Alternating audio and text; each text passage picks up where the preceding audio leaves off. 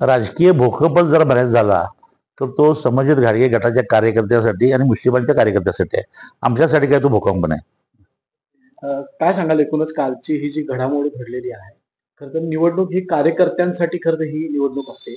पण नेत्यांनीच आपलं संधी साधूपणा केलेला आहे. काय सांगू? आणि असं यातून दिसतंय.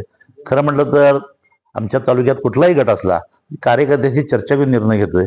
पण यावेळी त्यांनी म्हणलेलं आहे अतिशय गडबड त्यांना झाली. मग गडबड कशाची होती? सत्तेची गडबड होती. त्या सत्तेच्या गडबडीमुळे जनता ते विसरले आणि ते जनतेनं आता ते लक्षात घेतलंय की ऐनवेळी आपल्याला हे वाऱ्यावर टाकतात. त्यांच्यासाठी एकूणच ही निवडणूक सुरू झाल्यानंतर अशा काही घडामोडी कागदमध्ये होतील याची काही आपल्याला कल्पना होती का? आणि ही घडामोड झाल्यामुळे आपल्याला नेमका फायदा तोटा काय? मुळात महायुतीचा घटक म्हणून मी मुश्रीफ आणि आम्ही नैसर्गिक युती होईल का असं सुरुवातीला होतं. पण मुरगुडमध्ये मधल्या काळामध्ये काही फोडाफोडीचं राजकारण झाल्यानंतर मी काही मुश्रीफांच्या संपर्कात नव्हतो. संबंधित घाडग्यांशी युती करण्याचा माझा संबंधच नव्हता. पण स्थानिक पातळीवरचे संबंधित घाडग्यांचे आणि आमचे कार्यकर्ते मात्र एकमेकांशी चर्चा करत होते. आणि मग त्या काळामध्ये त्यांची चर्चा कधी झाली माहिती नाही. त्यामुळे मी काही तोंड कशी पडलेलो नाही. त्यांचे कार्यकर्ते आणि समर्थक तोंड कशी पडलेले. आपण कागलमध्ये पाहिलं की मंडलिक विरुद्ध मुश्रीफ अशा प्रकारचे संघर्ष पाहिला. मंडलिक विरुद्ध घाटगे असा संघर्ष पाहिला. आता एक वेगळ्या पद्धतीचा संघर्ष कागलच्या राजकारणात पाहायला मिळेल का? कारण आपण पाहिलं की मंडलिक गटाला एकाकी पाडण्याचा प्रयत्न या सर्व निमित्तानं झालेला. बऱ्याच माध्यमातून आले किंवा तुम्ही विचारला एकाकी पाडण्याचं. आजपर्यंत कागल तालुक्याचा इतिहास बघितला तर माझे वडील 4 वेळा आमदार, 4 वेळा खासदार. मी जरी पराभूत 2 वेळा खासदार केला झालो असलो तरी 1 वेळा खासदार झालो आणि प्रत्येक वेळी मला मोठं मताधिक्य कागल तालुक्यात दिलेलं आहे. त्यामुळे जनता माझ्याबरोबर असल्यामुळे मला काही एकाकी पडल्यासारखं वाटत नाही. या सगळ्याचा परिणाम जो आहे कुठेतरी स्थानिक स्वराज्य आणि आगामी निवडणुकांवर होणार. आता सध्या स्थानिक स्वराज्य संस्थेच्या निवडणुका चालू आहेत. त्यानंतर कधी 2-3 वर्षानं सहकार्याच्या निवडणुका 1 वर्षाभरात येतील. त्यानंतर लोकसभा येईल, विधानसभेत. त्या तेवढे बघू. पुलाखालनं बरंच पाणी वाहून जाईल.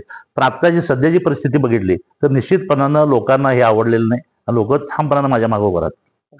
सध्या मंडलिक गटाची काय नेमकी भूमिका असेल? कागल नगर परिषदेमध्ये कशा प्रकारे? कागल नगरपालिकेमध्ये सर्वच्या सर्व जागावर शिवसेनेचे उमेदवार उभा केलेले आहेत. अगदी नगराध्यक्षासह मुरगुड नगरपालिकेला नगराध्यक्षासह सर्व उमेदवार उभा केलेले आहेत.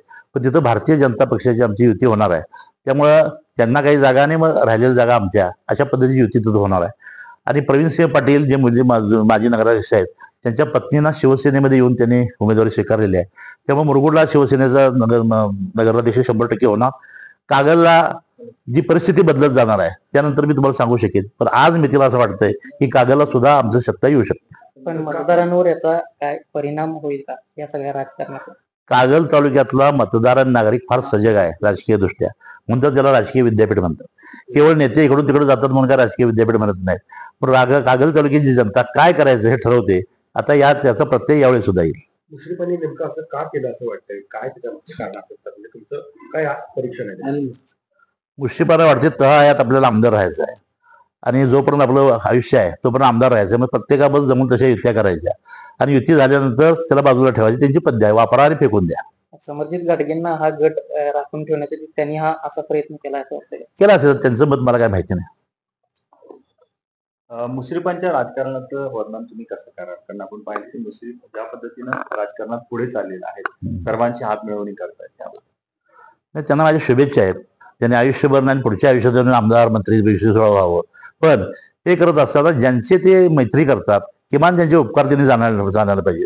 ज्यांनी निर्माण केलं त्या सदाशिवराव मंडलिक साहेब असतील, विक्रमसिंह घाडगे असतील. आम्ही काय त्यांच्या एवढे मोठे नाही. आम्ही त्यांच्याबरोबर मित्र म्हणून राहिलो.